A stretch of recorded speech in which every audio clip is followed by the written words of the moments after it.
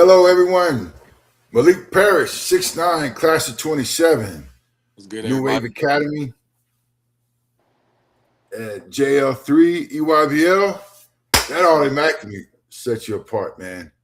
Yes, Uh, sir.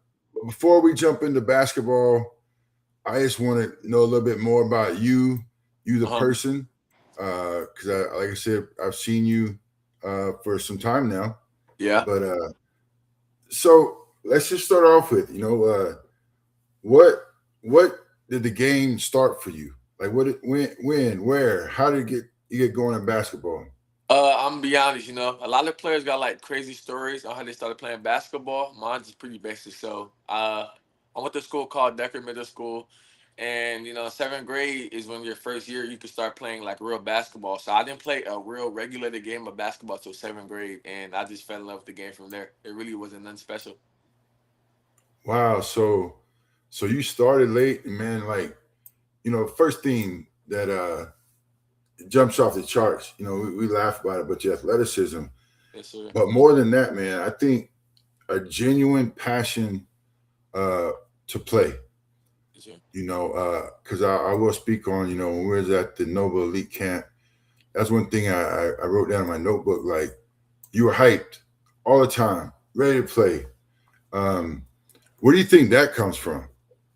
I think that just stems from me loving the game. I love what I do. I have fun when I'm on the court. I like hooping, so I want to have fun. I want to win, but I also want to have fun while I'm doing it. So I got to cheer on my teammates. Get everybody lit and just have a good time every time I step on the court. You know, that's so true. When did you feel like that this could be more than just playing? Like you could be on some kind of a stage. Uh, Really, about ninth grade, people started texting me or walking up to me like, "Yo, who do you train with? Who do you play with?" And I'm thinking like, "Dang, why are people like walking up to me, ask these questions? Like, why are they talking to me?" I'm like, Hmm. "Okay, I must be nice." So I just started getting in the gym. I was like, "Okay, people are asking me this. Obviously, they see potential in me. So I'm just gonna start hitting the gym, getting better every day." And that's really where I started.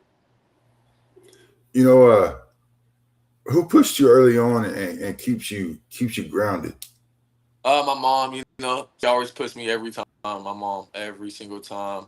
Every time I want to give up or things got too hard, she never let me quit. So that's one thing I'm really grateful for. My mom never let me quit, kept pushing me, kept saying it's gonna be fine, it's gonna be good. And, I just have to stick through the process. Talking about the process. At 6'9", Hmm. in a lot of gyms, you jump off the charts, but in basketball world, that's a little bit more norm. Hmm. So, how do you describe your game right now, and kind of separate yourself from being just 6'9"? How I separate my game. A lot of 6'9" players like they move like they're 6'9". Me, I don't think I move like I'm 6'9". I feel like I can move like a guard. A lot of people my height usually can guard like three through five. I'm able to guard one Mm-hmm. through five. So point guard through center. I feel like that separates me. And a lot of people cannot do that. Like guard one through five, it's pretty hard to do. It's something you got to work on. Trust me, I wasn't just blessed with it. I had to work defensive slides, running up hills, but eventually I got there, and now I can go one through five, and I'm grateful for that.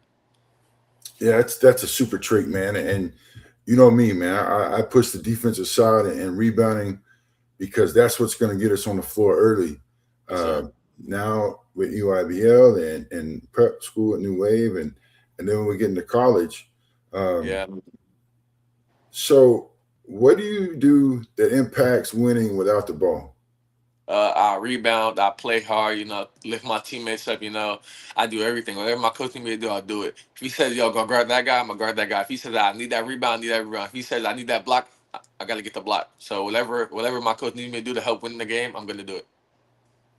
You know, so when a coach turns your film on, I'm Hmm. big about this. Turns your film on to 30 seconds.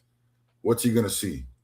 So, like I said earlier, I'm big on defense, and my game is mostly dunks and defense. So, first thing you're gonna see in my mix is probably just me dunking. But a lot of times after my dunks, I get hype, I get lit. So they're gonna see like my intensity and what I bring to the game, like the energy bring. Like a dunk is momentum, so just gets the team going. Hmm. It's great that you already know. what role you can provide, what puzzle piece you can fill Hmm. with the defense, the rebounding, and know. But what I do want to know, because we talked about this, and I thought it was such a cool opportunity.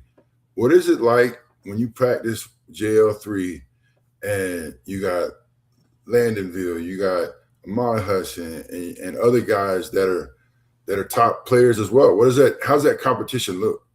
Very talented. You know, all those guys you just named, very talented guys. You know, they help me improve every day. You know, iron sharpens iron. So we just look to get better every day, get in the gym, and just help each other. You know, when a lot of guys that are highly ranked, a lot of times it doesn't work out because everybody wants to take all the shots. But us, I feel like we fuse well together. You know, we all play our roles. And, that's why we're the best team in the country right now.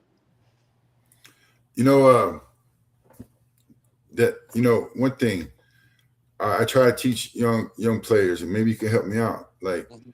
talk about your rebounding habits. Like, are you hunting the ball? Are you reacting? What do you So do?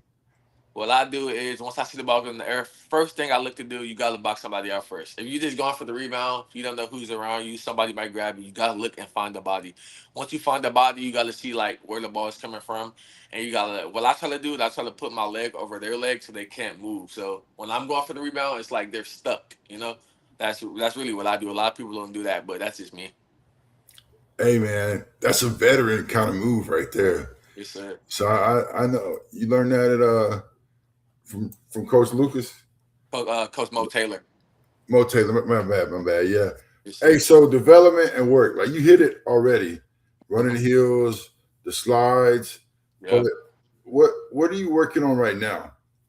Right now, I feel like the biggest weakest point in my game is my left hand. A lot of players try to force me left, so I'm just in the gym every day working on it. Getting better. Because if it comes down to it, I might gotta go left last play of the game. So I gotta be reliable. My teammates gotta be able to trust me going left, going right, either way. So you can't be one sided in basketball. People find out your weakness pretty quickly. So this is working on my left hand. That's my weakest point in my game right now, I would say.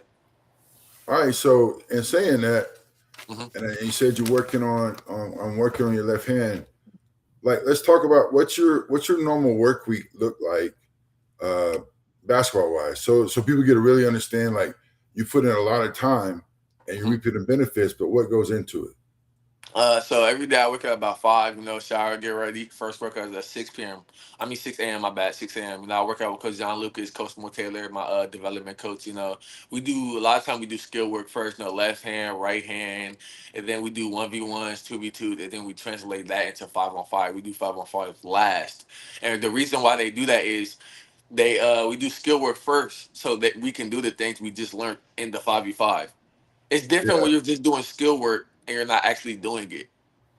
You know what I'm saying? So we do yeah, 5v5 at the end so we can actually apply it in the game versus steady just drill work, and then you get in the game and not know what to do because in the game is going to be somebody right there. You're not going to be wide open. So that's man, I that's what love we. that. I love that, and you're in a great situation with veteran coaches, a lot of knowledge. But that's one thing that we try to do as well is to end, or we do not try, end with competition. Mhm. But what separates the guys who produce at the EYBL and the ones that don't? I feel like your motor. Everybody you up your skill. Obviously, you got to be skilled to go on the floor. Mhm. But what else can you do? Like what else can you do besides score? Like everybody can score. Can you rebound? Can you play D? Can you talk on defense? Can you be in the right gaps? It's everybody can score at a high level. So your energy is what separates you. So whoever has the highest energy usually comes out on top. So I just try to have the highest energy every time I step on the floor.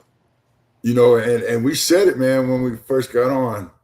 The most athletic, most energetic guy I've ever met. So that speaks volumes. Yes, All right, sir. man. So how do you respond when things aren't going your way?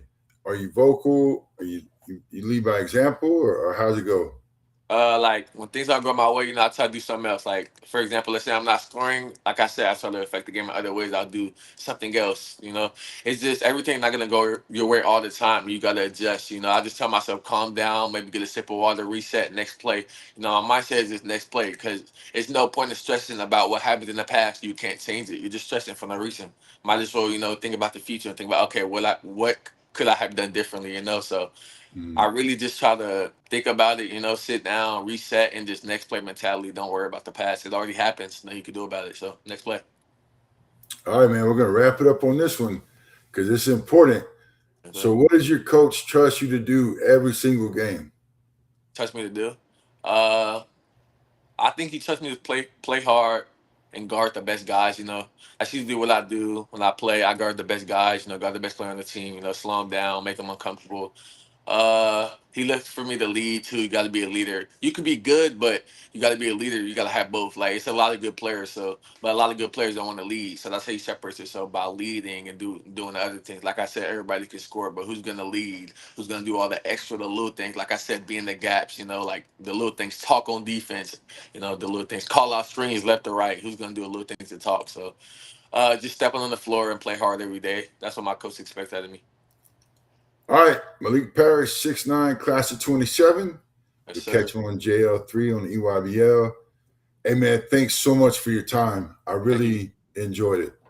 Thank you for having me. I really enjoyed it too, man. Appreciate it, man. It's an honor. Truly blessed.